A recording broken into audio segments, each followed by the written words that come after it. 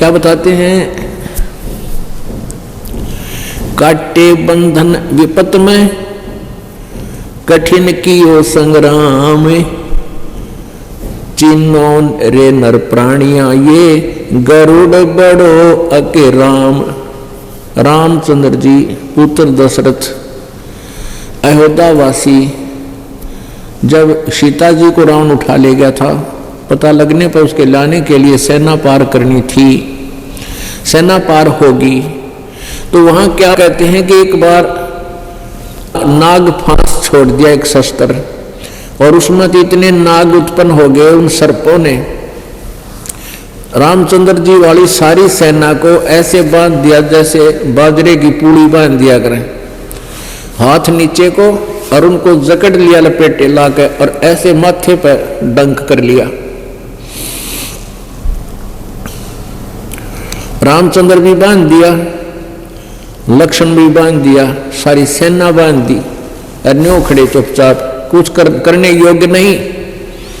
कहते हैं फिर गरुड़ को याद किया, आपत्ति में, विपत्ति में, और गरुड़ पक्षी ने आकर वो नाग काटे खाए। तब रामचंद्र जी बंद मुक्त हुए। अब क्या बताते हैं, तुम इसको भगवान कह रहे हो। कहते हैं काटे बंधन विपत में, वहां कठिन कियो संग्राम, और चिन्हो रे नर प्राणिया, थारा यो गरुड़ बड़ो थारो राम। ये तुम्हारा यो गरुड़ बड़ा होया, ताकतवर होया, थारा राम होया, जिसने राम के भी बंधन काटे, बंद काटी उसकी। फिर क्या बताते हैं, समुद्र पाट लंका गयो, सीता को भरतारे, अगस्त ऋषि ने ये सातों पी लिए, इनमें कौन करतार। यदि तुम इस दृष्टिकोण से श्री रामचंद्र जी को भगवान मानते हो कि उन्होंने समुद्र पर पुल बना दिया और पुल बनाकर सेना तार ले गया, समुद्र पर पुल बनाने मात्र से तुमने इनको भगवान मान लिया, और अगस्त ऋषि ने सारे सातों के सातों एक घूंट में पी लिए थे। पुण्यात्माओं, आध्यात्मिक शक्ति में, आध्यात्मिक जो शक्ति है वो बहुत प्रबल है। ये वैज्ञानिक अब ये केमिकल मिला मिलू का, और ये आसमान में जहाज छोड़ छाड़ कर नहीं सोच लिया भगवान सही कौन की थे, नहीं। तुमने 100 साल में जो प्रोग्रेस करी है वो सारी फेल, और एक पल में परमात्मा की शक्ति से पता नहीं क्या हो गया, वचन से। तो ऐसे एक सिद्धि प्राप्त कर ली थी। एक सिद्धि होती है, सब सागर पी लेती है, सब समुद्रों को पी सकता है। अगस्त ऋषि जी ने सारे जीवन में एक सिद्धि प्राप्त की,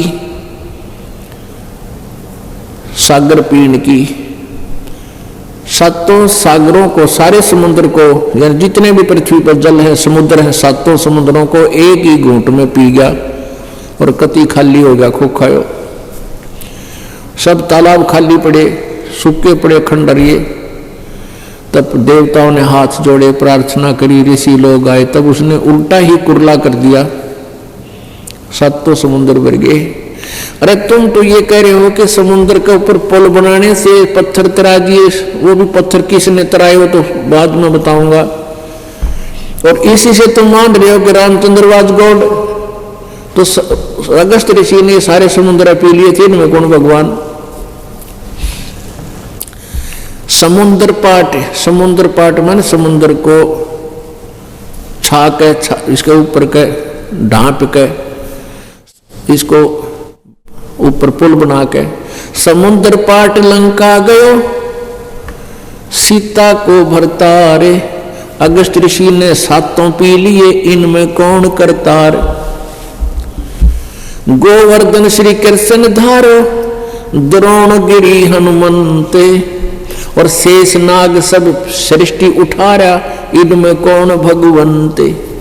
तुम्हारे ही लोक वेद में, तुम्हारी दंत कथाओं में, पौराणिक कथाओं में आप ही बताते हो कि सारी सृष्टि, सभी ब्रह्मांड के सभी लोकों को शेष नाग उठा रहा अपने सिर पे,